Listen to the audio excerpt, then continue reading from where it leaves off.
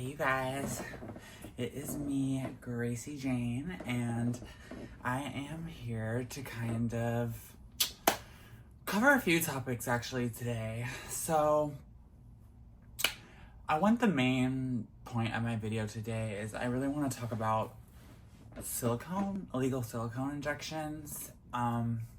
What prompted me to want to talk about this is in episode 1 of the show, I had Elena Genevieve on, and we had a lot of fun talking about like surgery and silicone, and obviously, you know, what we were saying was not meant to be taken super seriously. You know, it's everything I do on my show. I really want to remain lighthearted, fun, you know, like life is hard enough. I feel like we all just want to laugh right now.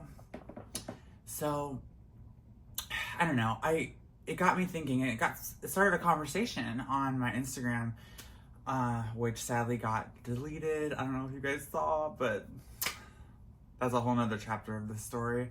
But I don't know. Basically what I'm trying to say is the main thing I want to discuss today is silicone and my personal opinions, experiences, feelings about it. I feel like I have a really valuable perspective. I have been trans for almost 10 years. I know tons of girls who have silicone, who don't. I've heard so many different stories, you know, I've heard success stories, I've heard horror stories, so I can share what I know. So I wore this outfit also, I felt like it was perfect for today's topic because I want to talk about something that really, really affects us as a community: silicone injections. So if you are watching this and you don't know, something that happens in this world is people get what they believe to be medical grade silicone injected in their body.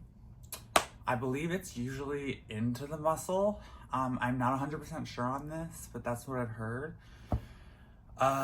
It creates a lot of projection and volume in the area it's injected, and it can help, you know, create a new shape in someone's body. So a lot of women have it. It's a lot more common than you think. It is against the law in America. I do believe there are countries where it is legal. What I know about it is that there are a lot of risks that come along with it. Now, I want to share my opinion because it's complicated, and I feel like this is a complex issue. And I just want to start off by saying, like, I personally don't have any silicone in my body. I don't want any. I will not be doing that anytime soon. For me, when I weighed out the risks of silicone versus BBL, which was attainable for me because I had fat on my body. Like, I gain weight very easily. It's not hard for me. So I decided to go to the BBL route. I don't know if I would have decided to do silicone if I didn't have like the fat to use. I really don't know. I can only speak to the life that I have and the body I have and like what I've done with it.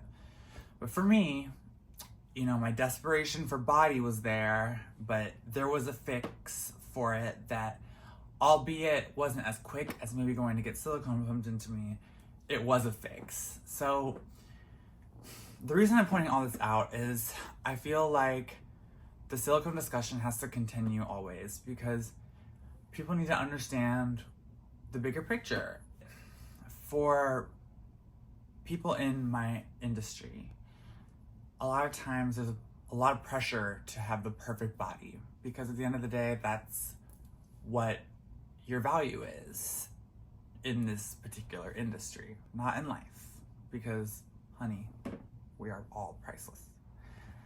But because of the structures of the job, you know, girls feel like, oh, I get a little more ass and I can, you know, make more money, or I get a little more, you know, bigger boobs and I will get the money. Like, and I understand those feelings.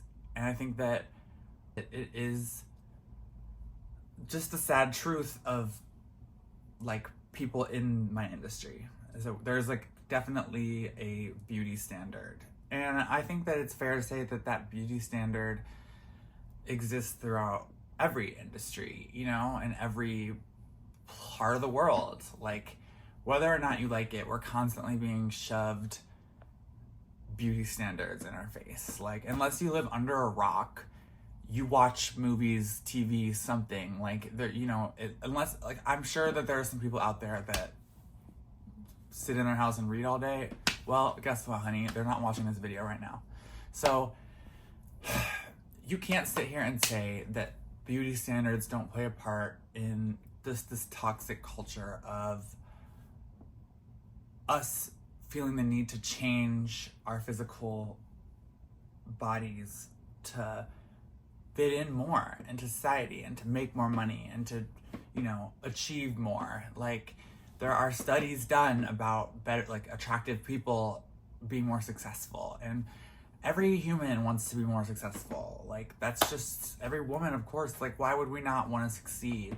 Why would we not want every single card in our hand as possible to succeed in life? And I think beauty is, unfortunately, one of the most powerful cards a woman can have this day and age. I mean, it's been this way for a long time. I can't explain why it is, but we're at a place in society where it's like beauty for a woman is really power. And I don't necessarily agree with that. I don't necessarily think that beauty should mean anything when it comes to power, money, respect. I think that, like, it's all so toxic. And that is exactly why I would never sit here and judge a girl who gets silicone put in her body. How can you expect human beings to not make, like, questionable decisions when they're put under the pressures of this toxic environment? How could they not? I mean, look, like, maybe I would have done it if I couldn't gain any weight and I was really desperate, but, like, instead I went and got 2 BBLs. And those BBLs, I risked my life getting those BBLs. Like, I laid on a surgery table and I signed a waiver that said, I know I might die. Like, that is extremely risky. Am I happy I did it? Yeah, I am. Do I agree with the fact that the changes in my body and appearance have made me more successful? No, I don't. It's sad to me. And I feel like it would be whack of me and just so not my vibe to not address this to the world as I sort of take my YouTube platform seriously and, like, talk to you guys who watch the show. So yeah, I guess I hope it wasn't really, like, winding on and confusing for you guys to understand, because I've tried my hardest to be concise, but all in all, we just cannot be judging the girls. We can't be judging the girls. Leave the girls alone.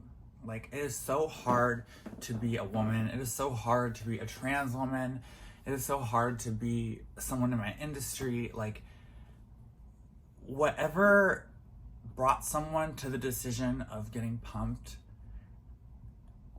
I empathize with that and I care for you. And I don't think you're stupid. I don't think I'm any smarter than you for getting a BBL. I think that we're all, like, sadly kind of been tricked into playing this game of, like, fitting into a male gaze type society where it's guys' opinions of us that drive us, and it's not, you know? I really do empathize with the pumped girls. I think they look beautiful. So many of them I'm jealous of. It would definitely be wrong of me to not also say that, like, I do know some women who've had some really serious health complications from doing that. I know, I've heard stories, and I know women who have had to have, like, major surgeries to get it removed. I know about women who've died. I know about women who've had strokes. And I also have heard horror stories about BBLs as well. So all of these decisions are at your own risk. And if you want to take that risk, Godspeed. And I feel like you get to decide what's important to you in this life. And I would never judge a person for wanting a little bit of ass. Like, I am that person. And will I get more surgery? I just might. I don't know. Like, I feel like every day we just all have to try to be happier with ourselves, and whatever that looks like, it's fair game, honey. So, would I get silicone pumped in my body? No. Would I recommend that you do? No. But do I judge you? Absolutely not. Do I encourage you to make your own decisions with the information like that you have taken in and really done your research? Because girls, you got to do your research. But if you take that research and you decide you want to get pumped, the world is yours. Make sure you go to someone sickening.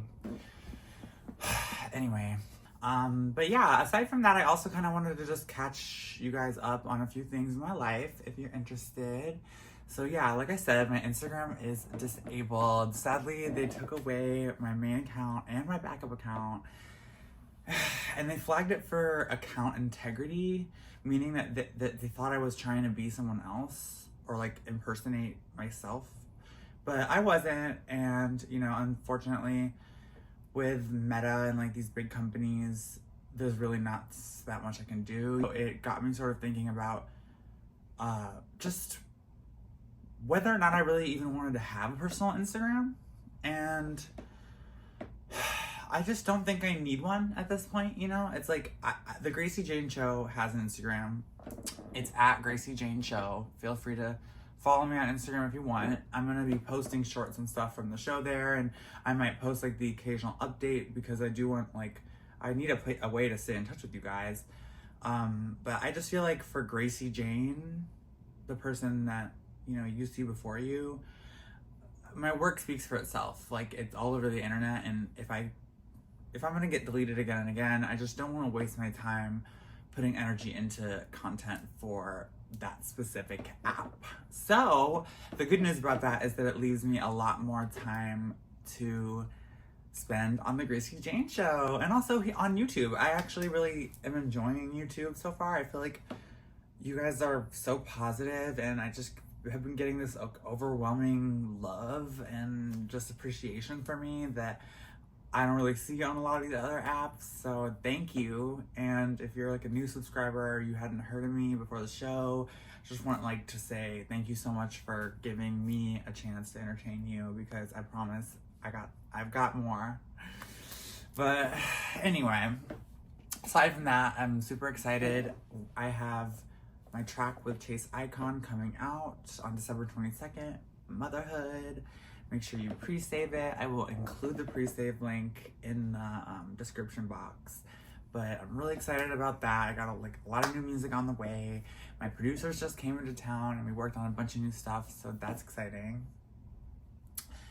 What else do I have for you? Oh, I wanted to talk about what I'm wearing. So if you want to look, I'm currently wearing this really cute top. Says a very iconic word on it. I hope you can read it.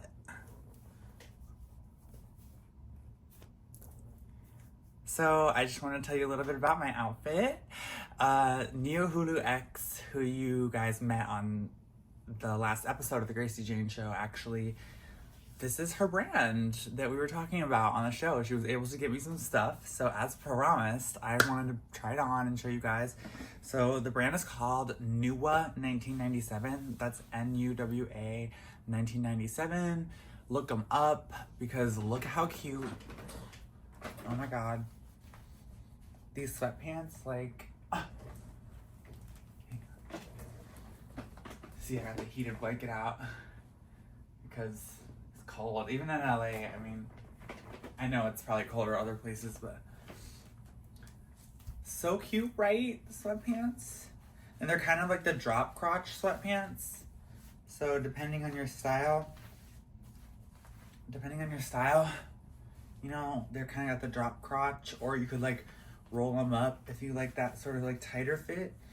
I feel like it's kind of, and like if you like the lower, the sort of lower, you know, I feel like you get what I'm saying. I like them. They're very versatile.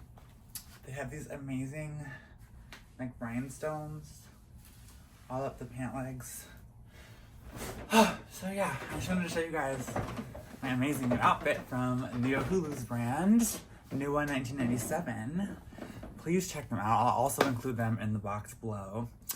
I have more clothes from them, and if you guys think I should do like a try-on video, let me know, because I can do like a full-on try-on video. But yeah, thank you so much for tuning in, and I hope you guys are enjoying the Gracie Jane Show.